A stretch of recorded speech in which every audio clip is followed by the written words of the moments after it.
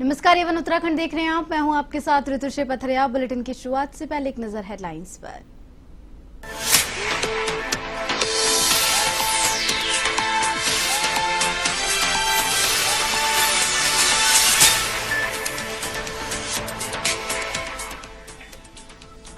,508 अग्निवीर बने सेना के अभिन्न अंग। रानीखेत में देश की रक्षा करने की ली शपथ। बेहतर प्रदर्शन करने पर 6 अग्निवीरों का हुआ सम्मान।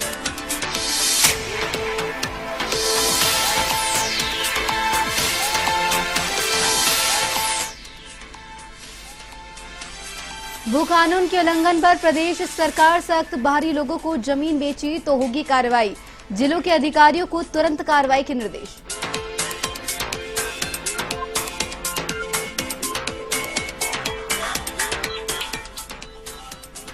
प्रदेश में महंगाई ने बिगाड़ा रसोई का जायका। सब्जियों के दामों में भारी उछाल। टमाटर 60 तो प्याज 50 रुपए प्रति किलो बिक रहा है।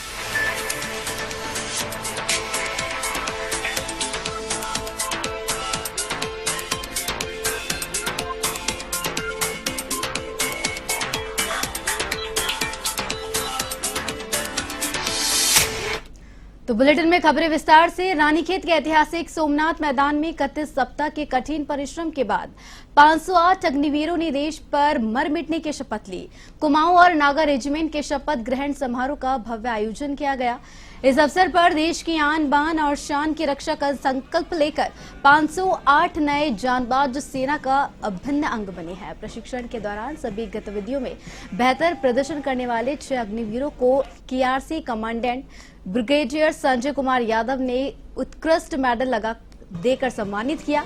इस दौरान धर्मगुरुओं ने धर्म ग्रंथों की साक्षी रख सभी 508 अग्निवीरों को देश की सेवा की शपथ दिलाई। मुख्य अतिथि KRC commandant brigadier Sanjay Kumar Yadav ने परेड की सलामी ली।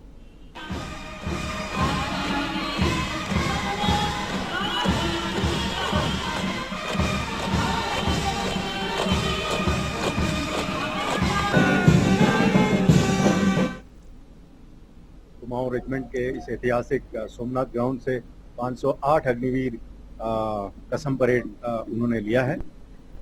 कुमाऊं रेजिमेंट के सीनियर मोस्ट जनरल साहब जनरल आर सी तिवारी और हम सब की तरफ से सभी अग्निवीरों को और उनके परिवारजनों को बहुत बहुत शुभकामनाएं।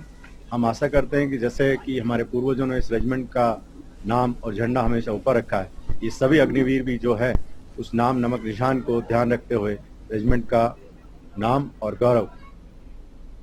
उत्तराखंड में मौजूदा भू कानून के उल्लंघन पर ताबड़तोड़ कार्रवाई शुरू हो गई है। मुख्यमंत्री के निर्देशों की अनुपालन में प्रदेश भर में भूमि खरीद में कानून के उल्लंघन के मामलों की जांच और उन पर कार्रवाई की जा रही है। इससे डरे भू माफियाओं और राज्य में गलत तरीके से जमीनें खरीदने वाले बाहरी लोगों ने जमीनों के स्थानीय लोगों को बेचना शुरू कर दिया है। ऐसे में सरकार ने आम लोगों से अपील की है कि वह राज्य से बाहर के लोगों से जमीन न खरीदे। बीजेपी प्रदेश प्रवक्ता हनी पाठक ने बताया कि राज्य में मौजूदा भू कानून के उल्लंघन से जुड़े मामलों में जिला प्रशासन स्तर से लगातार कार्रवाई की जा रही है।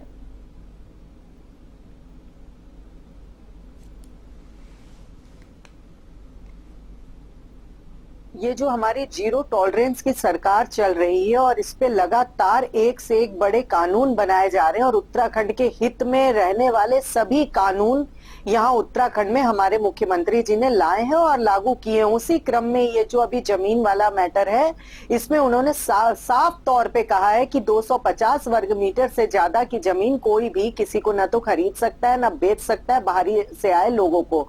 तो ये हमारे उत्तराखंड के हित के लिए जाने वाला फैसला है और इतने कड़े फैसले लेने वाले मुख्यमंत्री श्री पुष्कर सिंह धामी जी के नाम एक और ये फैसला दर्ज हुआ है जो कि और वहीं उत्तराखंड में सड़क हादसे कम होने के नाम नहीं ले रहे हैं। जी हाँ, अल्मोड़ा जनपद के मोहान क्षेत्र में कुबेरिया के समीप एक बोलेरो करीब 50 मीटर गहरी खाई में गिरने के बाद इलाके में हड़कंप मच गया।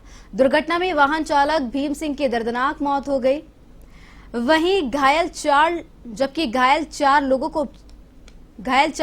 को उपचार के लिए सरकारी अस्पताल में भर्ती करवाया गया है। पुलिस और प्रशासन मामले की जांच पड़ताल कर रहा है।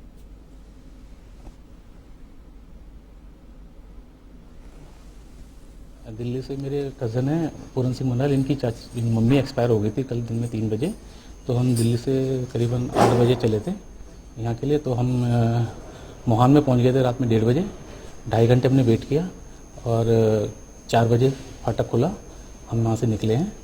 और करीबन 3 किलोमीटर आगे चलने के बाद कुमेरिया में के पास में कहीं कपलगड़ी में, तो वहाँ राइट साइड में ड्राइवर की साइड में बस गधेरे की साइड गधेरा था, उसमें एकदम साइड राइट में जर्क लिया, साइड टर्न लिया और वहाँ नीचे चली गई थी। ड्राइवर मेरे साथ में, मैं आगे फ्रंट सीट में बैठा हुआ था, मैंने बेल्ट लगा रखी थी। और पीछे मेरे तीनों कज़न हैं, ये आनंद सिंह मंडराल, भूपेंद्र सिंह मंडराल और पूरन सिंह मंडराल। ऋषिकेश एम्स परिसर में तैनात सुरक्षा कर्मियों की ओर से मरीजों, तीमारदारों और आगंतुकों के साथ दुर्व्यवहार की खबरें अक्सर सामने आती रहती है, जिसको लेकर एम्स प्रशासन के जनसंपर्क अधिकारियों की ओर से दखलंदाजी कर मामलों को सुलझा दिया जाता है। अब पत्रकारों के साथ भी सुरक्षा कर्मियों की ओर से दुर्व्यवहार करने का मामला सामने आया है। उक्त घटना को लेकर पत्रकारों ने प्रेस क्लब ऋषिकेश के पदाधिकारियों के साथ जनसंपर्क कार्यालय के बाहर धरना दिया, जिस पर एम्स प्रशासन के उप निदेशक लेफ्टिनेंट कर्नल अमित पराशर ने ऋषिकेश प्रेस क्लब के सदस्यों के समक्ष आकर घटना पर खेद प्रकट किया है।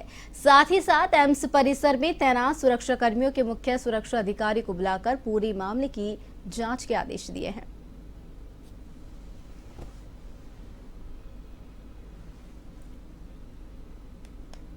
और ऋषिकेश में पथ विक्रेताओं के लिए 2014 में बने केंद्र सरकार के कानून को पूरे तरीके से लागू करने की मांग फिर से जोर पकड़ने लगी है।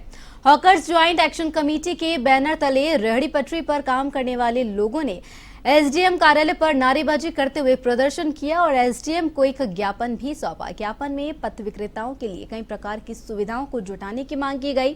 वहीं ज्वाइंट एक्शन कमेटी से जुड़े रेहड़ी पटरी और डिलीवरी ड्राइवर्स एसडीएम कार्यालय पहुंचे। यहां उन्होंने अपनी मांगों को लेकर नारेबाजी करते हुए प्रदर्शन किया। उन्होंने शहर में वेरिंग जोन बनाकर पथ विक्रेताओं को स्थायी ठिकाना देने की भी मांग की है। अवसर पर विधानसभा अध्यक्ष ऋतु खंडूड़ी भूषण ने केदारनाथ के नवनिर्वाचित विधायक आशा नोटलियाल को पद और गोपनीयता की शपथ दिलाई। इस अवसर पर मुख्यमंत्री पुष्कर सिंह धामी भी मौजूद रहे। आशा नोटलियाल ने कहा कि केदारनाथ का विकास करना उनकी पहली प्राथमिकता है। सड़क, शिक्षा, स्वास्थ्य आदि के क्षेत्र में कार्य करना उनकी पहली प्राथमिकता रहेगी। इस दौरान उन्होंने प्रधानमंत्री नरेंद्र मोदी और मुख्यमंत्री पुष्कर सिंह धामी का भी आभार व्यक्त किया। वहीं सीएम धामी ने केदारनाथ की जनता का आभार व्यक्त करते हुए आशा नोटलियाल को बधाई और शुभकामनाएं दी। तथा जिस पद को मैं देखिए, मैं सबसे पहले तो केदारनाथ के देवतुल्य मतदाताओं का, जनता का, अपने कार्यकर्ताओं का, अपने राष्ट्रीय नेतृत्व का, प्रदेश नेतृत्व का और सभी देवतुल्य जनता का बहुत बहुत आभार व्यक्त करना चाहूँगी कि उन्होंने हमारे देश के प्रधानमंत्री आदरणीय मोदी जी के विकास कार्यों पर और हमारे प्रदेश के यशस्वी मुख्यमंत्री आदरणीय धामी जी के कार्यों पर मुहर लगाई है। और निश्चित तौर पर हमारी प्राथमिकताएं जो गांव विकास से अछूते रह गए हैं। जी अच्छा है, पुरानी नेत्री हैं और इसी बार जीत कर आई हैं। महिलाओं की अच्छा है, एक और महिला जीत कर आई हैं और सदन में महिलाओं की बात रखेंगी, मुझे पूर्ण विश्वास है। एक्सपीरियंस्ड नेता हैं और सदन को भली भांति जानती हैं। मैं सबसे पहले तो बाबा केदार को नमन करता हूं। उनके आशीर्वाद से श्री केदारनाथ विधानसभा की देवतुल्य जनता ने श्रीमती आशा नोटियाल जी को विधानसभा में भेजा है, अपना सदस्य बनाया है। आज उन्होंने अपनी विधिवत रूप से आज शपथ ली है। मैं उनको बहुत शुभकामनाएं देता हूं, बधाई देता हूं। और जो अपेक्षा, आशा और जो विश्वास श्री केदारनाथ विधानसभा की जनता ने श्री आशा नोटियाल जी में, भारतीय जनता पार्टी में व्यक्त की है या जो अपेक्षा की है, हम पूरे संकल्प के साथ। दून पुलिस ने शहर में गैंग बनाकर गैंग वॉर करने की मंशा को फेल कर दिया है। एसपी सिटी प्रमोद कुमार ने बताया कि एसएसपी देहरादून को एक गोपनीय सूचना प्राप्त हुई थी, जिसमें दो गैंग्स की ओर से आपसी झगड़े की बात सामने आई थी, जिस पर एसओजी वसंत विहार पुलिस और थाना क्लेमेंट टाउन पुलिस ने मिलकर गैंग के 6 सदस्यों को गिरफ्तार किया है। इनके पास से एक अवैध पिस्टल, 3 तमचे और कारतूस भी बरामद किया गया है। एसपी सिटी ने बताया कि कुछ सदस्यों पर भी पहले गंभीर धाराओं में आपराधिक मुकदमे दर्ज किए गए हैं।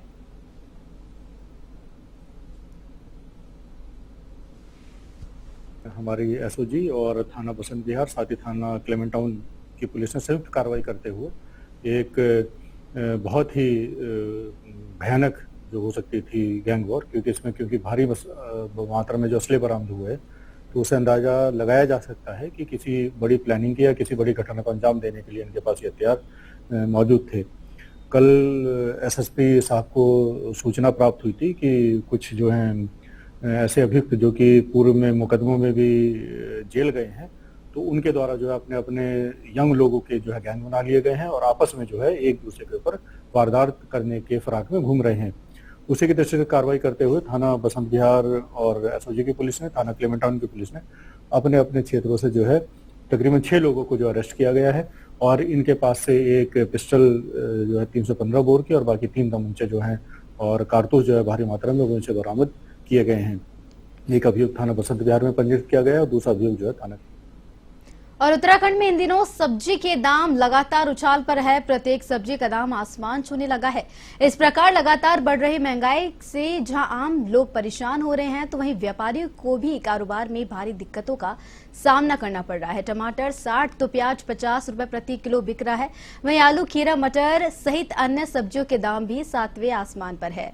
बता दें कि सब्जी की कीमतों में गिरावट के कोई आसार नजर नहीं आ रहे हैं। दरअसल बागेश्वर समेत पिथौरागढ़ और अल्मोड़ा में सब्जी के दाम इसलिए भी बढ़ रहे हैं क्योंकि अल्मोड़ा के करीब लैंडस्लाइड की वजह से सड़क खराब है। ऐसे में ट्रांसपोर्टरों को खासी दिक्कतों का सामना करना पड़ रहा है।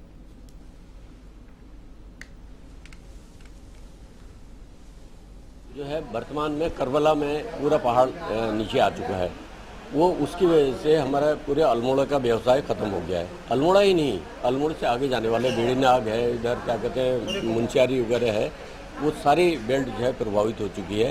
ये सब्जियां हैं या छोटे जो भी सामान है जो रोज़मर्रे का जनजीवन को जो है वो बहुत ज़्यादा महंगाई में। किसानों ने इस बार गोभी कम लगाई और दूसरा जो है इसका मेन कारण जो है कि सितंबर माह में जो अचानक वर्षा हुई तो उसने जो है पौध को जो इनकी जो लगी हुई फसल थी उसको ख़राब कर दिया, जिससे जो फसल थी, जो वर्तमान फसल आनी थी वो पिछाई हो गई। तो इससे वर्तमान में शॉर्टेज बन गई है। इससे जो है इसके दाम बढ़ गए हैं। जैसे गोभी के खेतों में पानी भर गया तो गोभी की पौध खराब हो गई, प्याज के खेतों में पानी भर गया तो प्याज की पौध खराब हो गई। तो उससे जो है अब इस समय जो वर्तमान में जो सब्जियां चल जाती थी वो कम आ रही है मार्केट में और इसलिए जो है इस समय रेट बढ़े।